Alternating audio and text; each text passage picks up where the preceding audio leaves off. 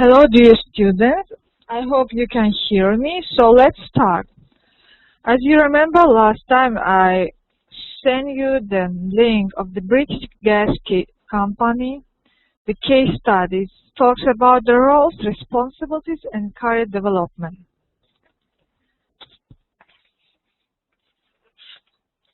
So this case study is around 4 pages only. It's not so big. So the first questions. I hope you can hear me because I already start to discuss about this case study. Is anybody wants to say that hear me or just chat me? Yes, okay. Thanks a lot, Mr. Ahmad. So there is the first question. It describes the different job roles and individuals that undertake within a large organization. Who wants to answer for the first question?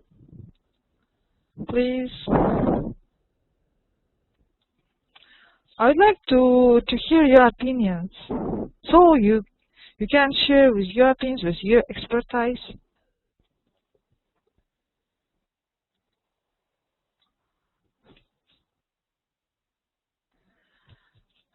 First questions, you can see on that case study, it describes the different job roles that individuals undertake within a large organization.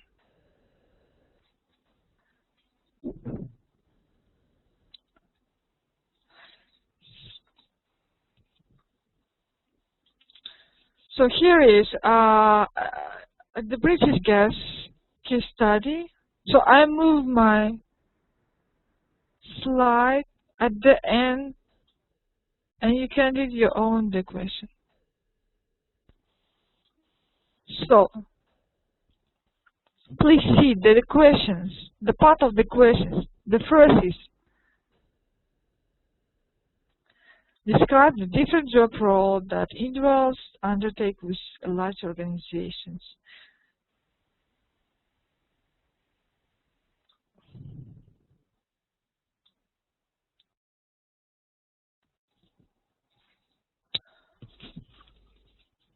Who wants to answer for that question? Everybody, everyone.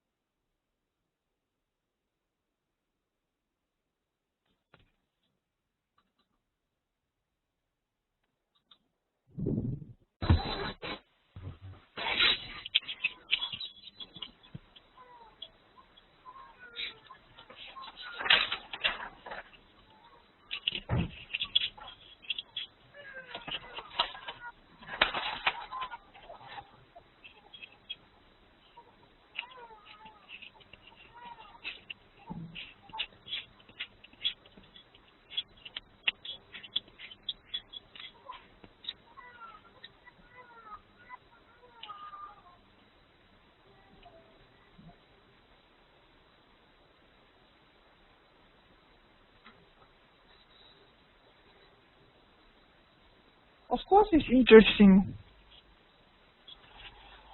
Who wants to answer for the first question? Is nobody? Please start. Can I ask, Ms. Alia, can I ask something? This is Usman Safi. Yes, you can ask, of course. Yeah, if you could repeat this, the question again. It was not so clear to me. I mean, I did not understand the question. Or if you could write that one, so we will be able to answer the question. So I already chat the questions to everyone. You can read. They describe the different job roles that individuals undertake within a large organization. This question is referred to the case study. If you have reviewed that case study, you can answer for that question. Okay, I can see let's Safarak. I'll try to do something. Please introduce yourself. Okay, my name is Usman Safi. Usman Fatih. Okay. Safi, yes. and I'll say something about the roles of individuals in the different organizations. Of course, as humans are capital for the organization, and their roles are very crucial in running the organization. It is very clear if we look at even to the case study where we studied a lot about the engineering and especially the focus on their training, and then providing the environment for them where they can meet the demand of the customer. So it is clearly said that it's clearly emphasize or insist the role of individual in the organization. It may be the human resource part or the human resource department has a crucial role. They are the people who are trying to select the right people for the right job, and then after that one, they are trying to retain those good employees, and instead of firing or releasing them and hiring the new students, the new staff, which is so costly for them, which are skillless and may not be able to function the way that which is expected from them. At the same time, it is insisted training for them that there should be a kind of survey.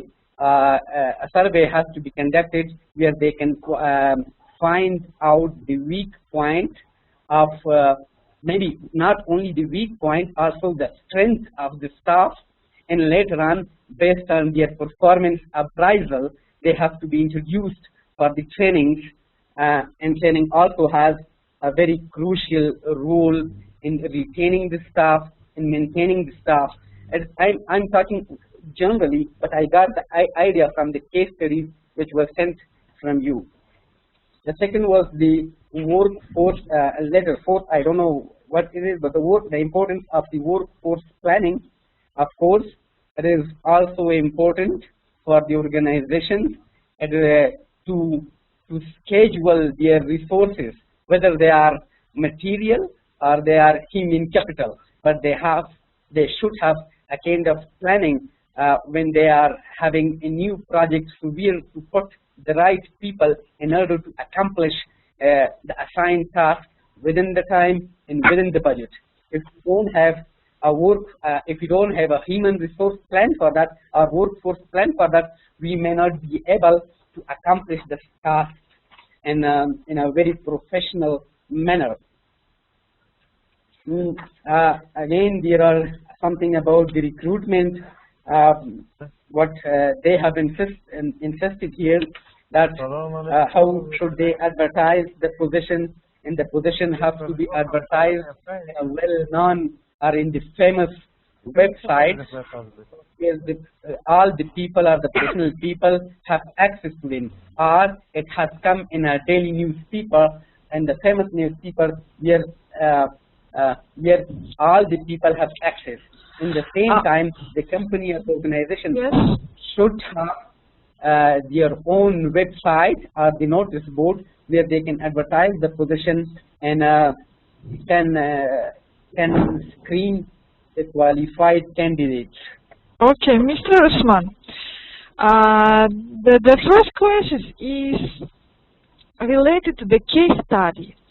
This means you just have to describe what is service manager do actually in the company. What is operation manager do in the company? What is just service operator do in the company? Just a few words only about that. Okay, the operations, I'm the operations manager of this organization. So operations, it might be different from the company to a developmental sector. But in developmental sector, all the supportive actions, for example, the procurement, financial management, human resource management, administrative related, security and all, these are the responsibility that they have to follow them. They have to make in a kind of environment where they can support the technical people and they produce a result. So all the people are working. For example, our profit in developmental agencies, the profit is not the money, but it is actually the satisfaction of the stakeholders, which might be our donor, our sponsor, and our beneficiaries. So we are trying to do that one. The same, the technical department has their own part they have to do. This is their role, that they have to technically be, they have to be skilled technically very much. And we, of course, technical skill we should have, but in support function, which I mentioned before. Okay, thanks a lot, Mr. Usman. So, did you finish? Yeah, and if you have any other questions. Okay, thanks a lot. Because I want to hear somebody else who wants to share his opinions about the first question. I can see Mr. Barak hand. Please, Mr. Barak, go ahead.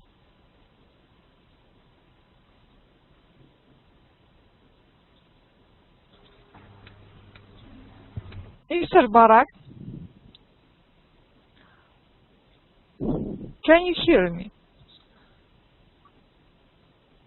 Or you have a problem with the microphone?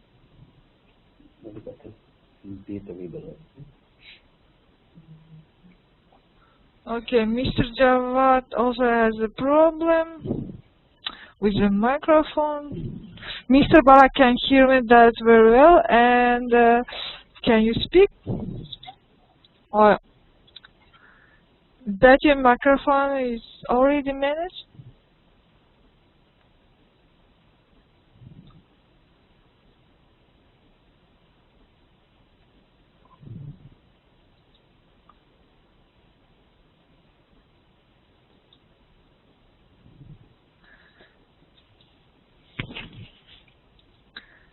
So let's conclude the first question. Actually, this first question has been related to the case study of the British company. So it's just you have to describe what actually the service managers do, what the kind of functions he has, what the operation management do. And this is a very easy question. So I think you already have been heard the Mr. Usman, who had already this described, and Mr. Barak also put his answer. Just I want to read his answer just a moment. So Mr. Barak says they have different roles from salesman to operation manager, wishing taking more responsibility to monitor standards, management budgets, and bring cost effectiveness. Yeah, this is a very short answer. This is when we discuss about the question, please try to answer short. That will be better, and give me the main keys of the questions. So let's move to the second question, because we have to answer for all 4 questions first, and then we start the class, the second class. So the second question is, explain why large organizations are divided up into smaller parts. So mention span of control within the answer and provide example of how an organization may be divided. So answer also you can find in the case study. It's very easy why large organizations divide smaller parts. Who wants to answer for that question? Okay, Mr. Usman, I will put the question just a moment. I will chat to everybody the second question. Give me a minute. So explain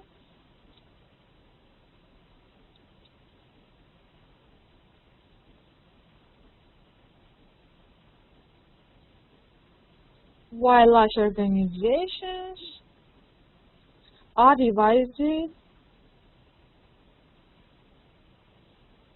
into small groups.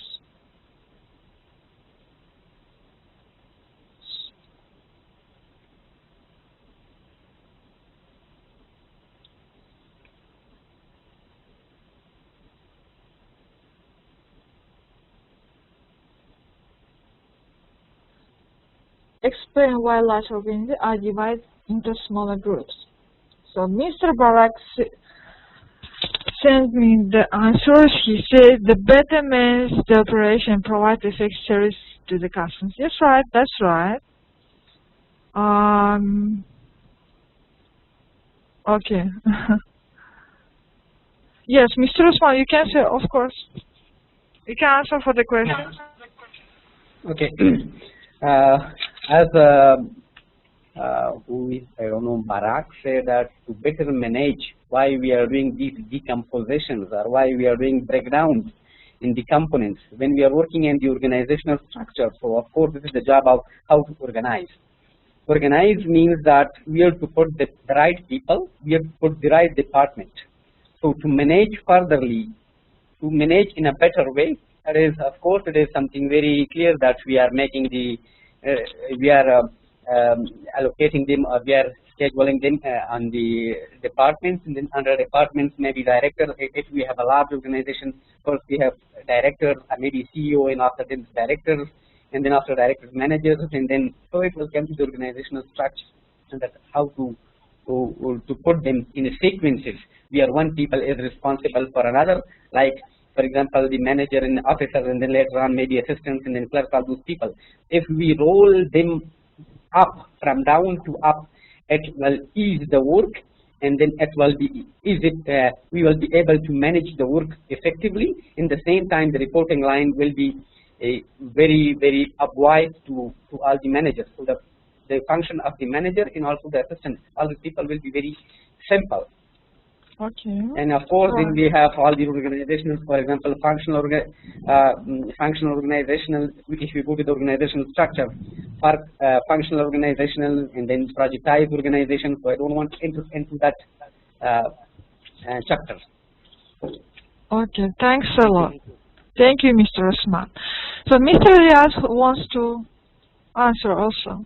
Mr. Elias, can you hear me?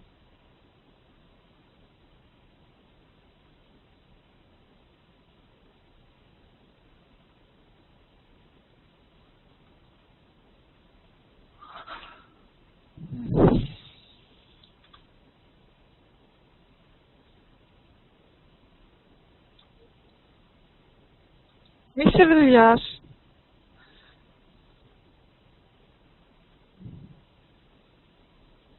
can you hear me, Mr. Elias?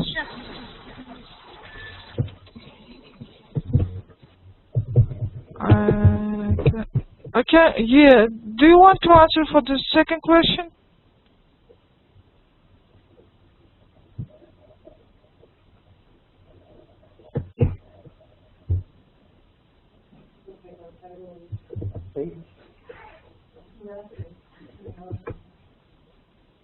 No, I can't hear you, Mr. Elias. Can you say something, please?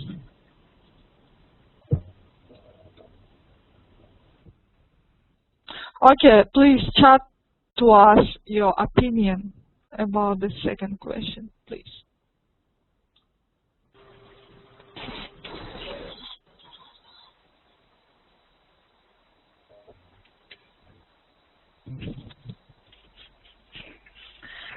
Yes, okay, sorry, I didn't see the Mr. Park answer. He said the activities will be break down to the work packages and smaller tasks to be performed by individuals.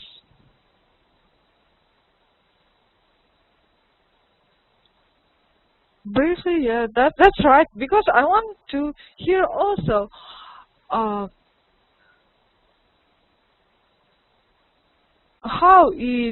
why is dividing the small parts in your particular company.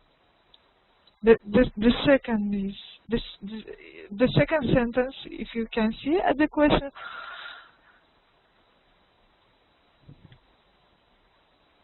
Okay, Mr. Riaz says it's to delegate the responsibilities and it will be managed more effectively and efficiently. Yes, that's right.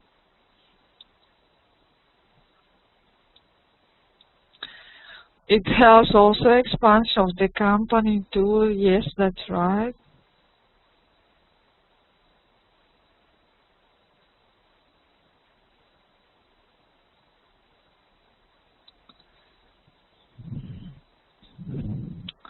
So I hope that everybody also and brings in more decentralized system. Yeah.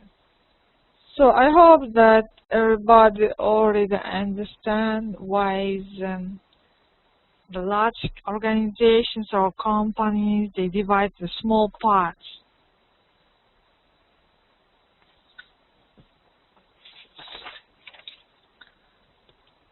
To operate more effectively and efficiently, right? The first is.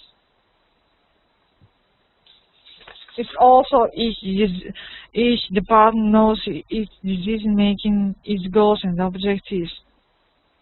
But all the departments must be integrated as a one coherent whole team.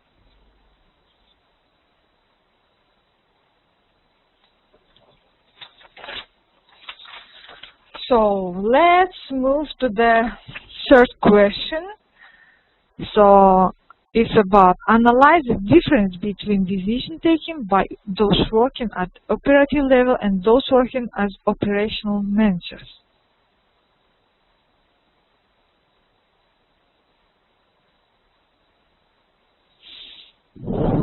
So is everyone can hear me? Because I'm already moved to the third question. Yeah. Could you please write the question? Yes, I'll write. Please give me 5 minutes. Just a moment.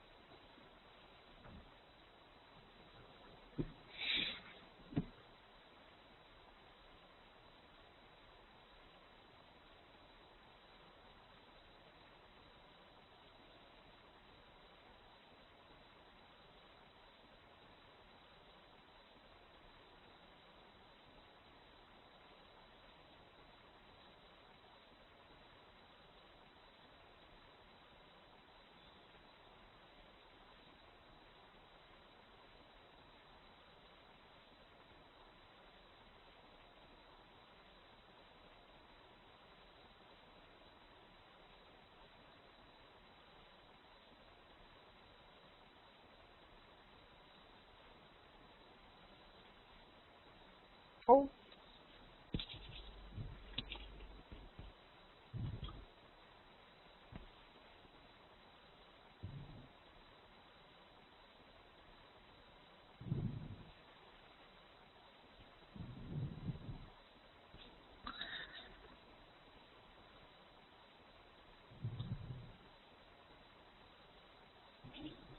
So, anybody wants to answer for the third question? Now we try to analyze the difference between the who's working at operational level and who's working as operational managers. About decision making, what the difference in the decision making of these two paths?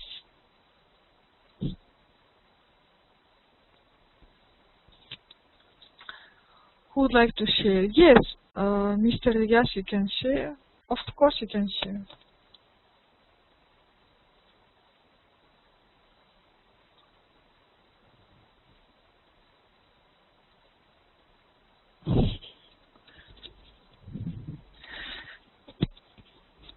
Mr. Bayrak, if you can see, he has answered for the question. He said that engineers are working at operating level, decide related to the problem they are facing, and operation managers decide on how to prevent these problems in the future.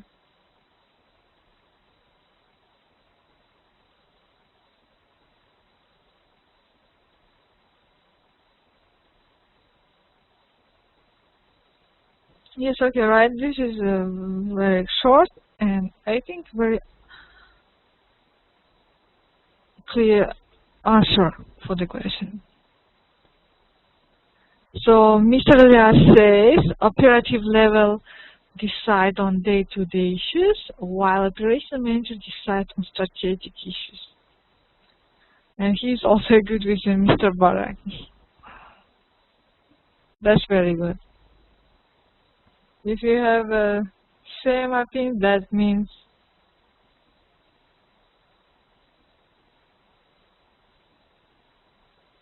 your answer more related to the real situation. So, anybody wants to answer, because I can see the answer only Mr. Elias, Mr. Barak, Mr. Osman, and others are just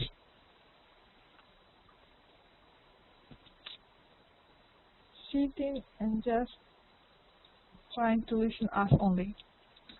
Who wants to answer? Maybe Mr. Kais, Mr. Masuda wants to answer. Please. Don't fret. Yes, Mr. Usman, of course you can say. I'm sorry, my classmate, if I'm talking a lot, but writing is very hard. Why not say something? This especially decision making, if we refer to decision making, so if we have once we identified the problem, maybe in operative level or in a operational level, once we found that we identified the alternatives for that, we are choosing the best one. It may differ from organization to organization or from company to company, but mostly it is very good. I mean, there are certain positions, it might be in the operative level, that they cannot make the decision or they are not authorized to make the decision. Again, they are following their channel, and then they are hearing to their component head or maybe the department head, and they are sharing with them. But the best way for both in operational level and also technical or maybe support level, both of them, there are positions authorized by the CEO or by the department head in the organization, that they are in the level that they can make the decision. Thank you very much, Mr. Usman. So let's move for the last question, the first question. Evaluate how decisions taken at different levels within an organization help to meet the customer needs. I will chat to everyone so you can read it, please. So, evaluate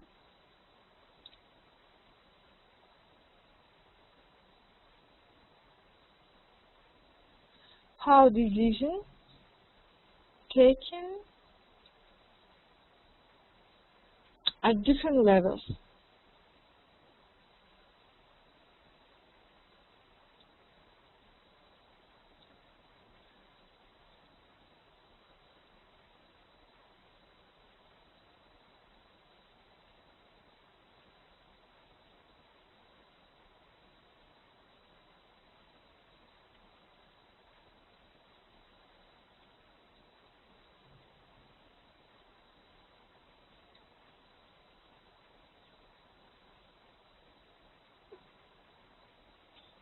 So here is the last question. Evaluate how decisions taken at different levels within an organization help to meet the customer needs. Mr. Barak answers that from the front line to the high level, all try to satisfy the customer needs.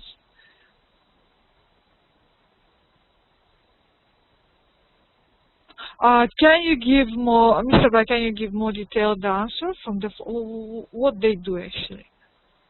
Some functions, maybe detailed functions, or the tasks actually.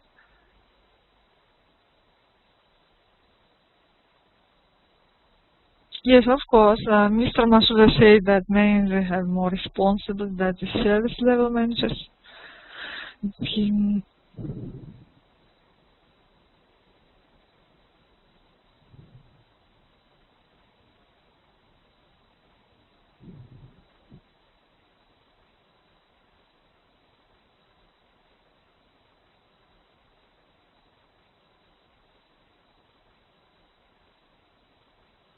Oh, sorry, Miss Masuda. I'm sorry, Miss Masuda, yes.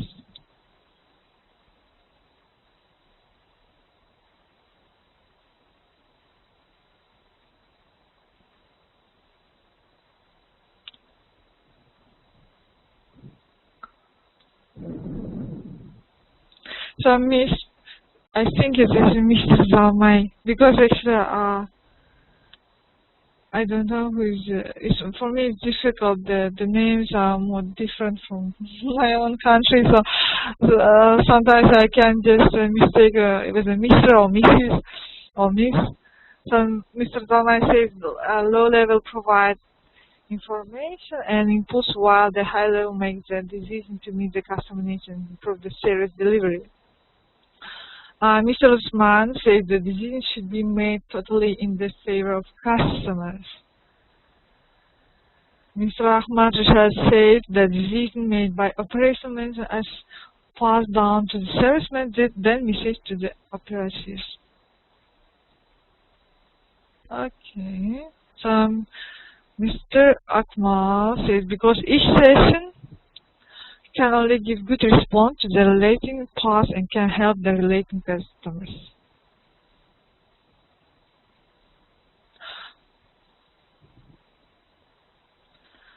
Okay, thank you, Mr. Elias, for the answer. Mr. Elias said that they report to each other and communicate, and they record the decision, hold meetings.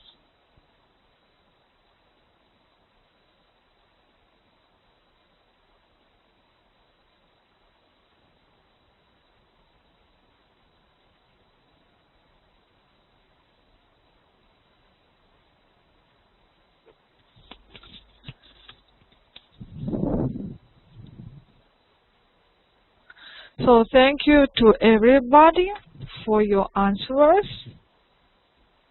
So who wants to say something else? Then we can move to the second class. We will move to the PowerPoint slides of the second class, which is about the strategic HRM, and we talk about human resource planning.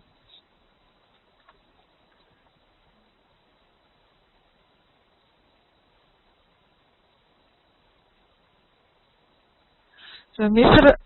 Ahmad Jawad says that he believes that the high-level decision makers make decisions based on the feedback from the low level, and then they make policies and dictate the specific strategies to satisfy the customer needs.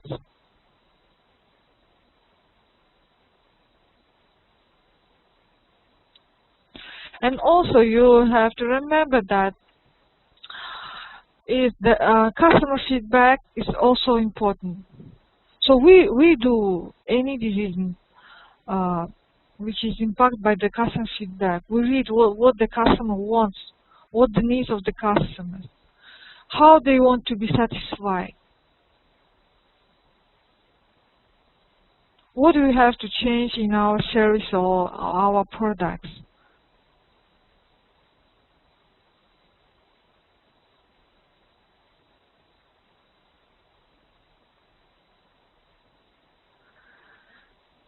So thank you very much. I hope you like this case study. I tried to give you a different case study and we try to discuss like this. And next time I will send you the case study, and please try to be more active and share your opinions. So this will help to integrate as a teamwork with me and with you.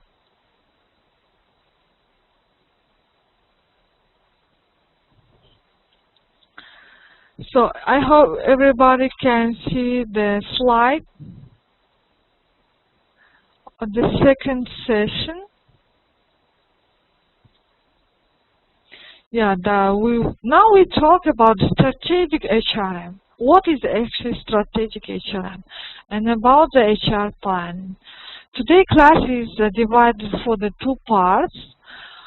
So we try to learn all about this part, but I can see we have only half an hour for finish the class. I try to review the quickly for the second class. So today's topic and structure of the lesson. Please, let's see. This is a strategic human resource management. We identify what is strategic HRM, identify the role of HRM in the business strategy, and the strategy of HRM in the business. So we will talk about the human resource planning, what is included, what the process of the planning, and we analyze and forecast the human resource needs.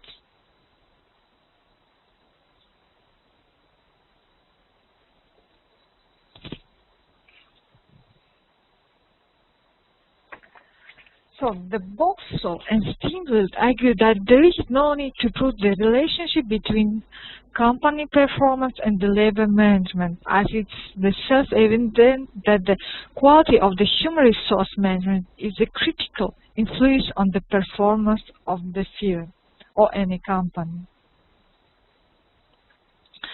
So the linking of HRM with the strategic goals and objectives in order to improve the business performance and develop an organization culture that foster innovation and flexibility.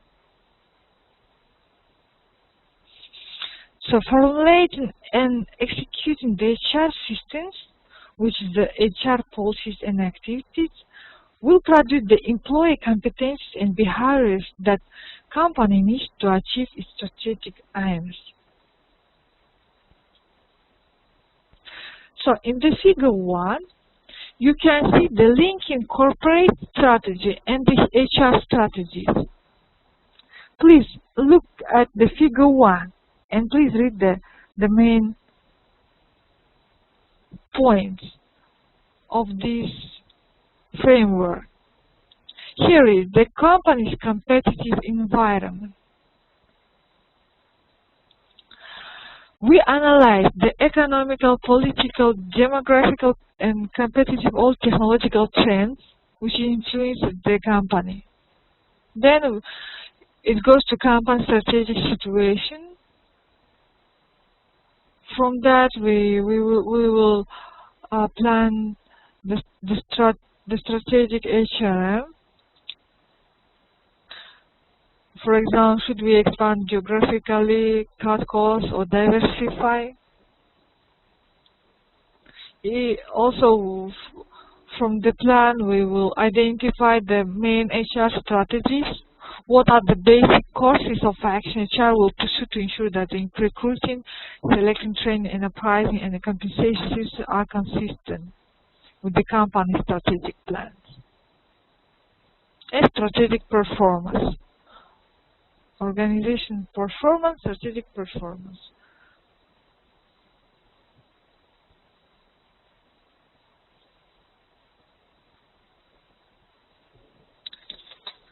So actually, the 3 theoretical approach of the strategic HRM can be identified.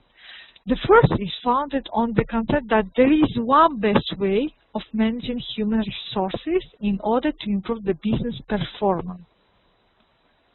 The second is focused on the need to align the employment policies and practice with the requirements of business strategy in order that the latter will be achieved and the business will be successful.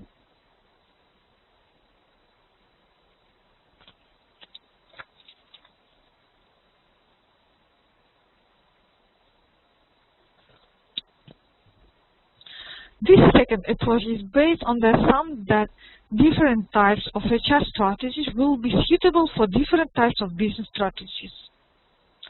And the last is third, is a more recent approach to strategic HRM is derived from the resource-based view of the company and the perceived value of the human capital.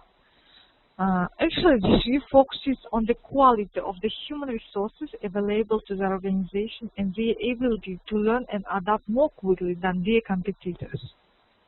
The support of this perspective change, the need to secure a mechanistic fit with the business strategy and focus instead of long-term sustainability and survival of the organization by the pool of human capital. So we have a three approach to the strategic HRM. So let's see each other more detail. So the first is universalist approach. Guest described the four policy goals as follows. So the first, you can see in the slide, this is strategic integration. What is about actually? The strategic integration, ensuring that HRM is fully integrated into strategic planning, that HRM policies are coherent, and that line managers use HRM practice as part of their everyday work. The second is goal, is commitment, ensuring that employees feel bound to the organization and are committed to the high performance via their behavior. The third goal is flexibility. What does that mean? It's ensuring an adaptable organization structure and functional flexibility based on the multi-skilling. And the last one is the quality goal, that ensuring that a high quality of goods and services through the high quality and the flexible employees. So there is the guest sees these goals as a package only to be achieved to create the desired organizational outcomes, which are high job performance, problem solving, the change, innovation and cost effectiveness, and low employee turnover, also absence and grievances.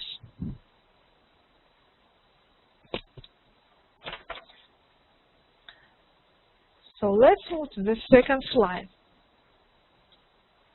The second approach is fit or contingency approach, which is about the HR strategy must be fit with the demand of the business strategy. This is very important. The fit or contingency approach is most useful in the recent time. We have to remember that HR strategy must fit with the business. Then we can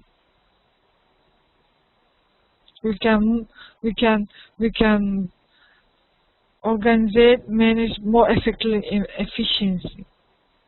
All HR policies and activities fit together so that they make a coherent whole and mutually reinforcing and are applied consistently.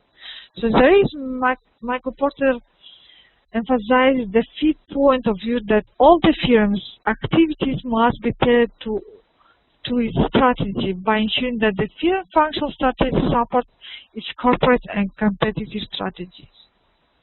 I think this is very easy and you can understand this approach. The main thing that HR strategy must be fit with the business strategy. And the last one is the resource-based approach. What is about actually? The human resources can provide competitive advantage for the business as long as they are unique and cannot be copied or substituted by the competing organizations. So the right say that resources need to be valuable, rarity, inimitable, and non-substitutable. Because we have to see the human resources as our competitive advantage.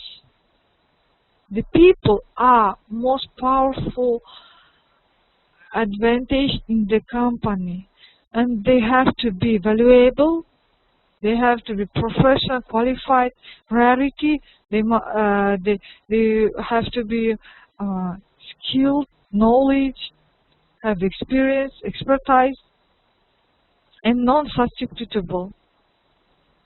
All these are important.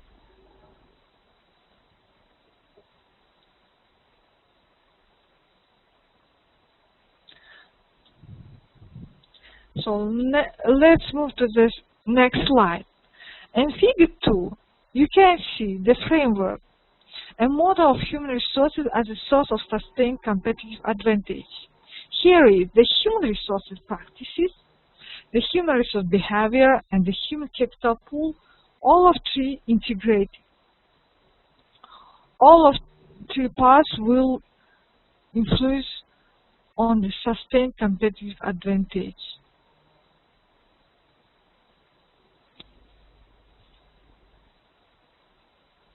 Okay, Mr. Aziza or Miss Aziza, I'm sorry if I am wrong, asking what does mean the rarity? Rarity means the staff must be professional people, which you can't find in the labor market.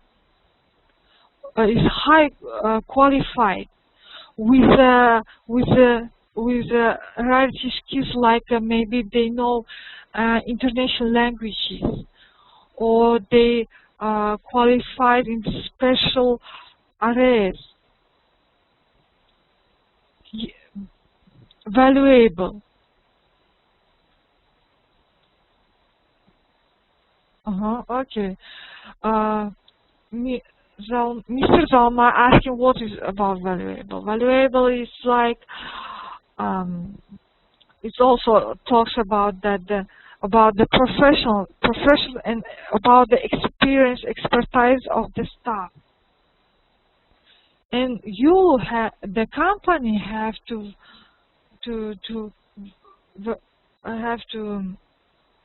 retain the staff which are valuable by the motivation program or other programs. The company have to care about their staff. What that means, the valuable.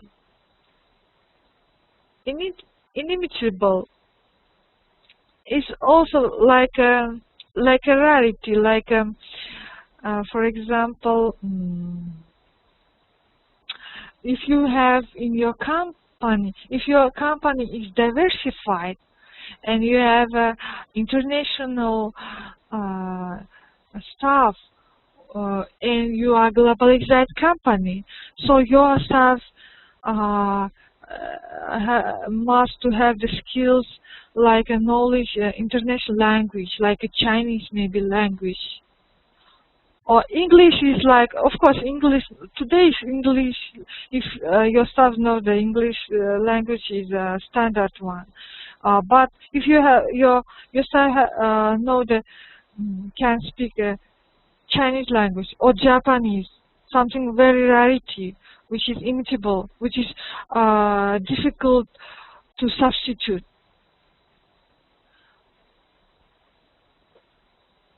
Yes, not easy to copy. I think not every company have like a staff who knows the language, Asian language, for example.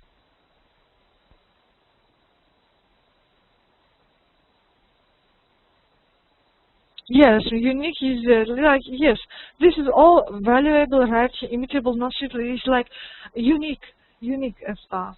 You have a unique employee. Okay, so let's go. I hope everybody already understand what's about. So let's move to the next. So here is, in the next slide, you can see the translating HR strategy into HR policy, the basic model of how to align HR strategy with the action business strategy.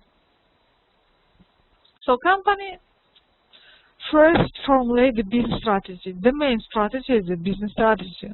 What are the strategic goals of the businesses? Then it will move to identify workforce requirements. What employee competencies and behaviors must HR deliver to enable the business reach its goals? What kind of employees we should recruit? Which skills they must have. And then company will formulate the strategic policies and activities which HR strategy and practice will enable HR to produce this employee competency and behaviors. And then the company develop detailed HR scorecard measures. It's about how can HR measure whether it's executing well for the business in terms of producing and the required workforce competency and behaviors.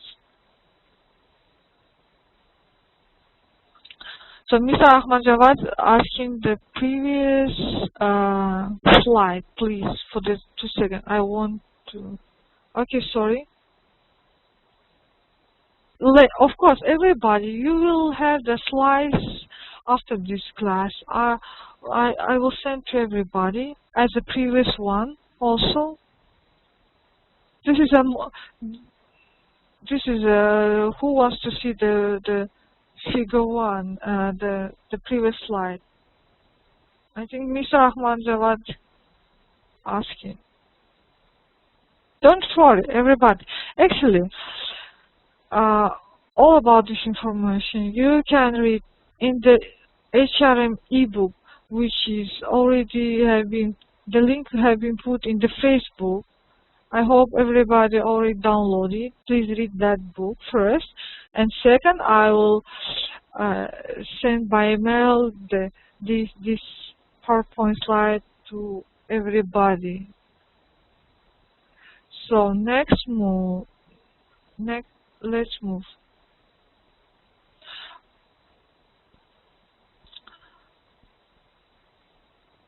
I don't know why you didn't receive, Mr. Kais.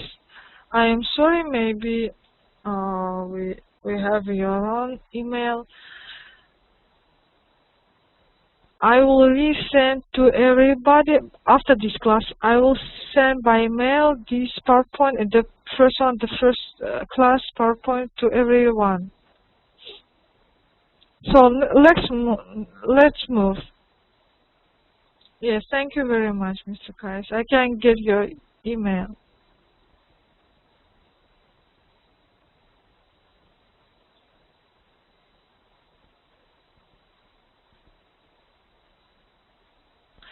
So here is Mr. Elias asking, what do we mean by HR scorecard?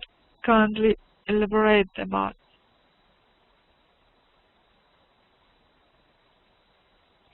It's about the performance appraisal. Actually, HR department prepare the system, the appraisal system for the staff. And HR scorecard measures is about the appraisal system, or how we will evaluate the staff by their performance, job performance, or by their other tasks that they have done.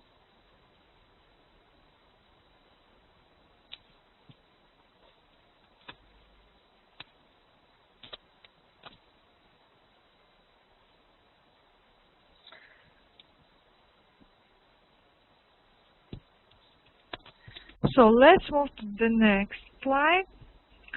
So we talked about the strategic HRM and how the HR strategy fits with the business strategy. So next part of this class is about the human resource planning. What this includes actually?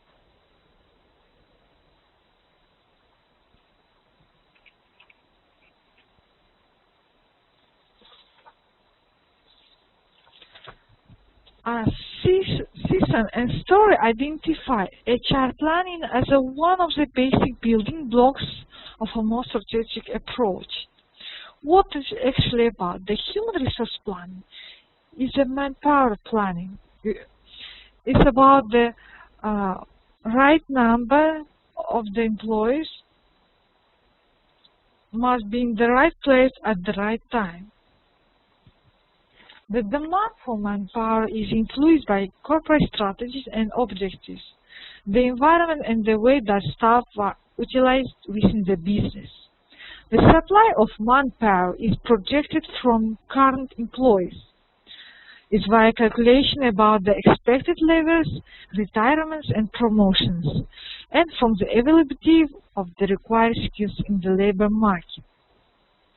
Increasingly, there is a need for organizations to integrate the process of planning for numbers and skills of employees. Employee behavior and organization culture, organization design and the makeup of the individual jobs, and the form of informal systems. All these aspects are critical in terms of programming and achieving the vision. So when we talk about the HR planning, it means how many people and what kind of people have to be in the particular company.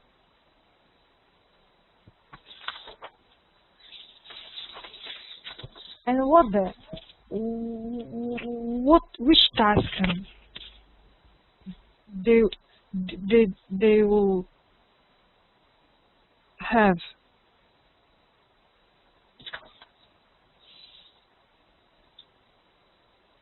In Figure 3, you can see the human resource strategic visioning and strategic planning.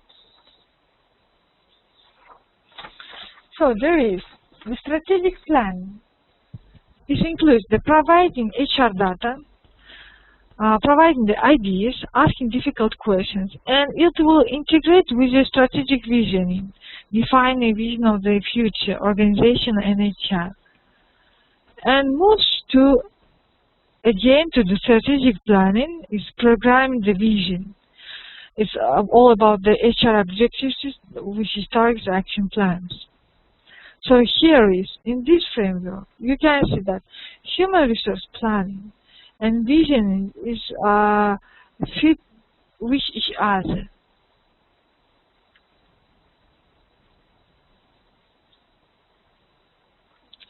So let's move to the next.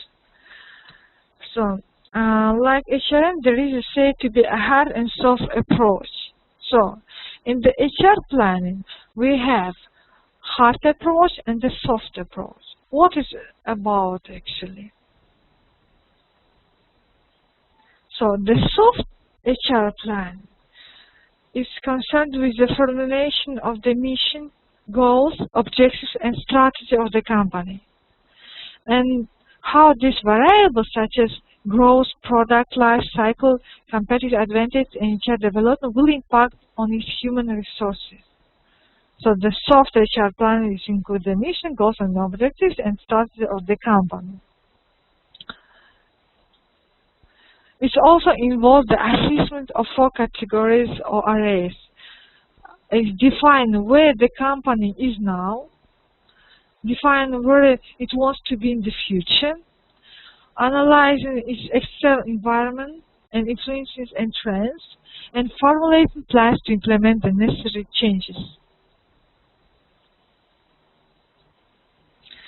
The hard HR plan is concerned with the type of activities the HR department will need to carry out in order to ascertain the appropriate level of human resources. What is actually about? So, the hard HR planning involves the forecasting the number of employees that will be required in the future to support the demand of the organization products and services. It also includes the assistance of internal and external supply of human resources. So it's analyzed of how current employees are being utilized throughout the organization and how this impacts on the demands. So also about the monitoring and review the reconciling the HR plans with the actual practice and facilitate amendments to plans as necessary.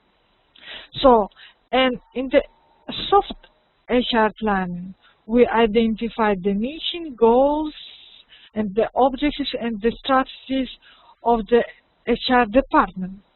And in the hard HR planning, we will forecast the number of employees that we need, the company needs. and we will assist and analyze the current employees, the current situation in the company. How much, what kind of employees we have at the company.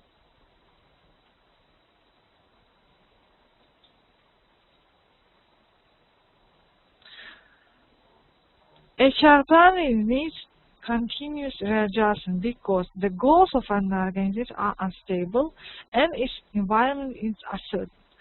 These terms, I think you can understand what it's about actually. HR planning is continuously change because why? Because, for example, the company strategy or the main company goals can be change or expand, then HR department must to change its planning. It must to change or expand its planning, its main activities, its main goals, and also the environment. For example,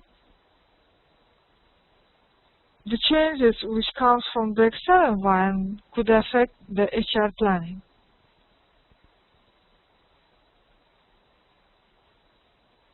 No. So next move. The HR plan is also complex because it involves many independent variables. So there is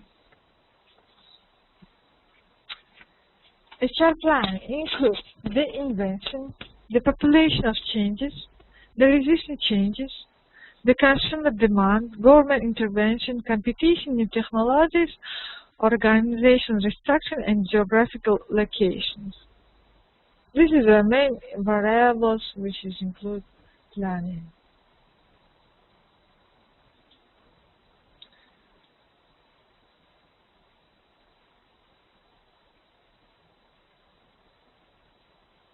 So to prepare the planning in the HR department, first we analyze the environment. Of course, first we analyze the external, then we move to internal environment. The external environment we can analyze by pestle analysis, which includes political factors, economical, social, technology, legal, and environment. About all these factors we have discussed before in the first session. So the MAST strategy is based on the response to the environment. For example, what our customers now want or what competitors are now offering. You have to remember. Or in anticipation of what customer will want or what they can be pursued to want. In human resource terms, we need to identify, for example, how difficult or easy it will be to find employees with scarce skills and what these employers will expect from an employer so that we can attract them. Data on relevant trends can be collected from current literature or company annual reports, conference, and of course on contractors.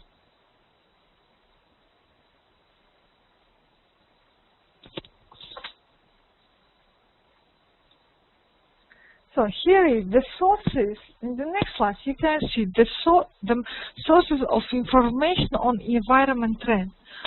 As I told you, first we analyze the external environment of the company.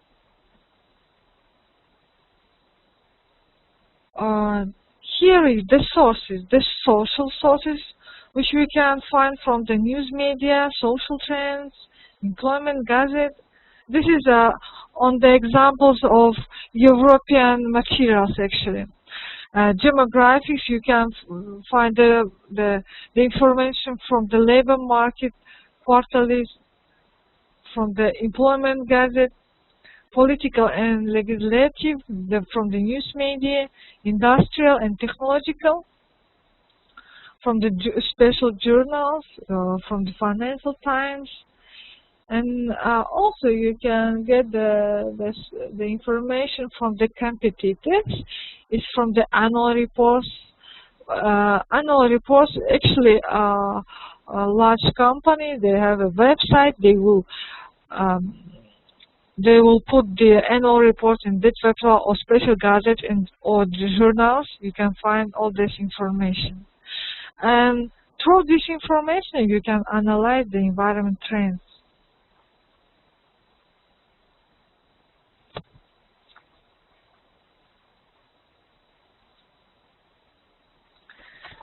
So the long-term HR plan is one which attempts to forecast for about 5 years ahead, which means, for example, the HR director prepared the HR plan for 5 years ahead. Of course, during these 5 years, it will maybe change or expanded, which is depends on the company's movements. Some companies may be forecast for 1 year or 2 years. It depends on the company special area or company's market or the company's size, or small or large companies. Large companies more planned for 5 or 10 years ahead. The small companies, they maybe can be planned for 1 or 2 years. They will change their plan.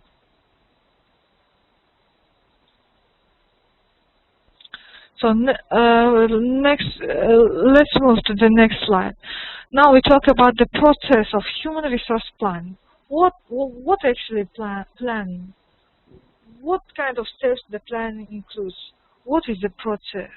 The first step in HR planning is the statement of company objectives, which covers the products, methods, and markets. From this is derived to the demand of labor, which is then related to the supply of labor and to produce the HR planning. And the HR plan must also include the feedback, so that if the plan cannot be fulfilled, the company's objectives may be modified to be feasible in human resource terms. So first, the HR plan is state the main company objectives. From this is identify the demand of the labor and the supply of labor. And go next, also HR plan must include the feedback.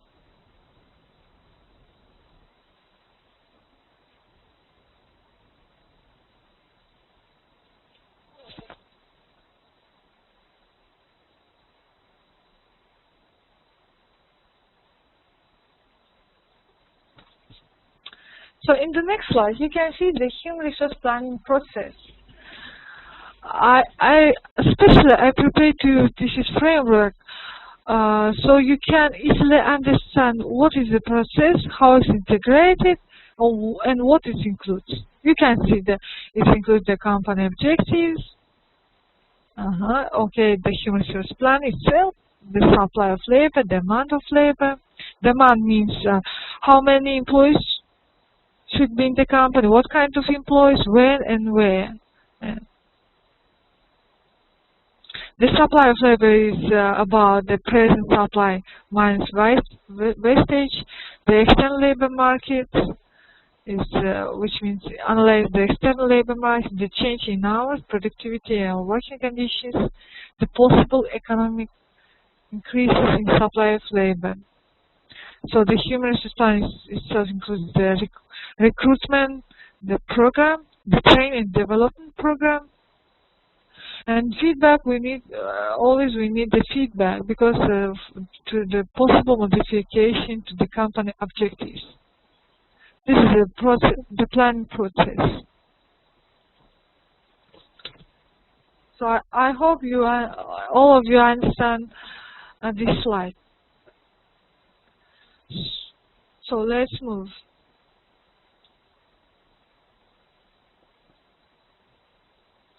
So the human resource planning process includes the 2 main activities. It's demand. It's about forecasting the demand for staff within the various corporate functions.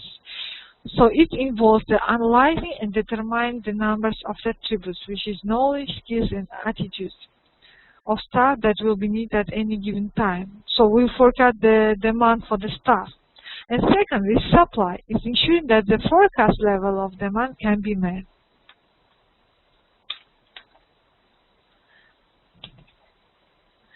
So here is in the process planning. We have two main activities. We analyze the demand, the employee demand, and employee supply.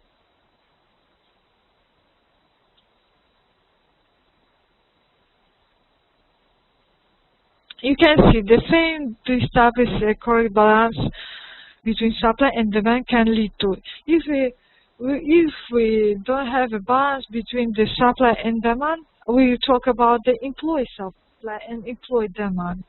So we can get the shortage of staff or skills that not able to meet the production and sales targets, idle machinery or stock and profit will be reduced, or surplus of staff, the higher salary and wages cost. However, before forecasting the demand and supply of HR, there must be an analysis of existing workforce. Of course, we analyze the existing workforce, how many people we have, what kind of people we have, and what they do actually, and then we move to forecast the supply and the demand of the employee. Do we need external, or do we need to recruit a new employment, or maybe we will cut the existing employees?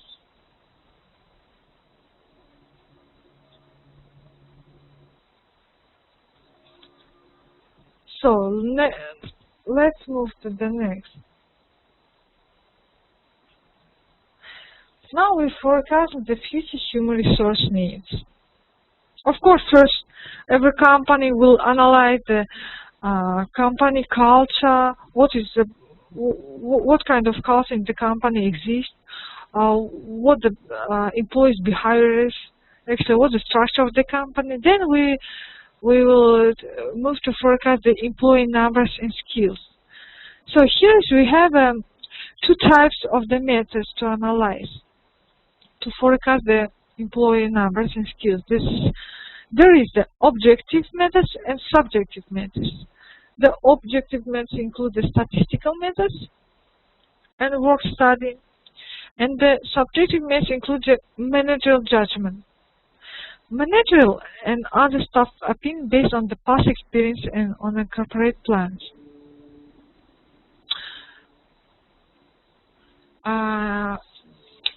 For example, most of companies use the subjective methods, which is managerial. This is a specialized procedure for the collection of managerial opinions. It's based on the idea of the oracle at Delphi. It's just an example. So a group of managers anonymously and independently answer for the questions about anticipated human resource demand. And compilation of the answer is fed back to each individual, and the process is repeated until all the answers covered. The first is just a top manager will judge what numbers and skills they need the employee. It forecasts itself. And you can see the objective is more statistical. For example, is new projected sales. It depends how much we have a new projected sales, and from that will depend the number of employees we need actually.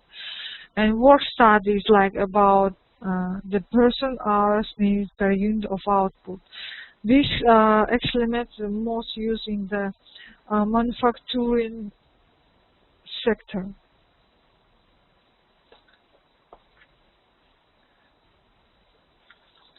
So let's move to the next slide. So here, if you can see a range of methods to change employee utilization. What can be done to change employee utilization?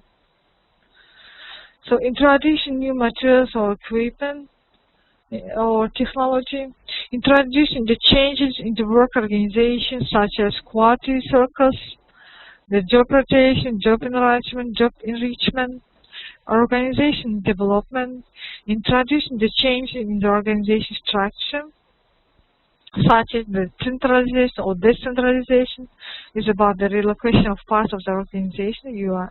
I think you know about that. So also the new department boundaries, flexible project structures.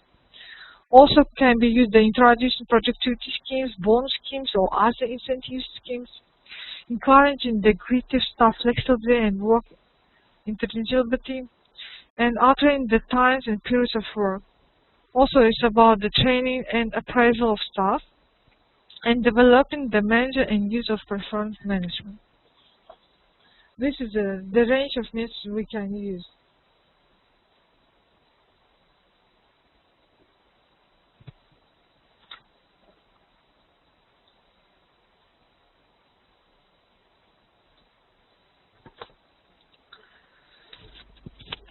So these students, actually the time is already, the class is already at the end, and I didn't finish my second session. We have another slide to review, so I think we will continue on the next class. Because actually today we wasted time for the case study, so why I didn't complete the second session. So we try to complete it in the next class. So if anybody have a question for all of these parts, the first part of this class?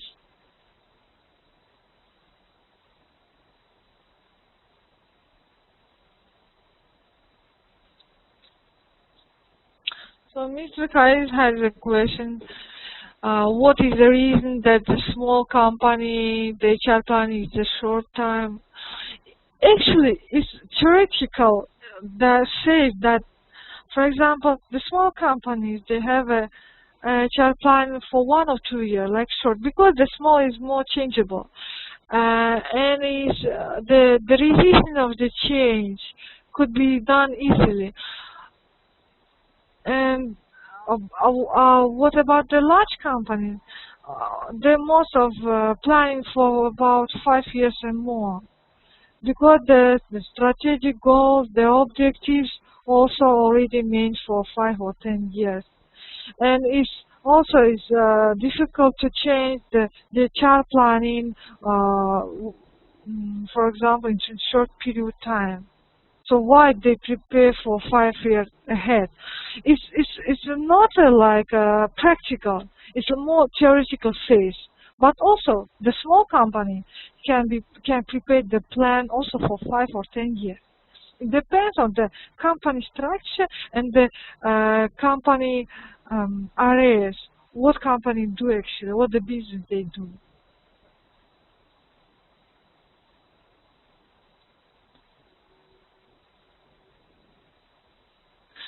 So, Mr. Yes, of course. If after this class, I will send this PowerPoint slide to everybody. You can review it again, and on the next class, you can ask me the question about this slide. Don't worry. So I try to answer quickly and shortly and more understandable for you. So, Mr. Alam's asking, should a company monitor the HR environment and imitate the best practice of HR from successful firms? Of course, it's not should. It can also. It might be. The company can monitor the HR environment, the competitors. We always try to use the best practice which exists in the markets. We always try to implement the best practice other companies in our company. This is because the market itself is very big, a lot of such as companies as yours, and you can try to implement them, or also other companies can copy the main advantages of the other competitors in their company. Yes.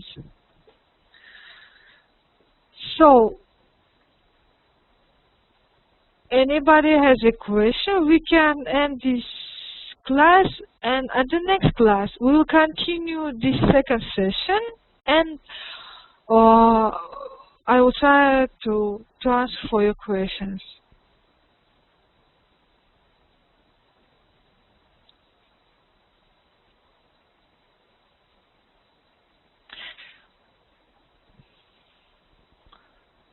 Thank you for all of you. I will send by mail this slide. Please review it very careful, and we will try to discuss about these slides.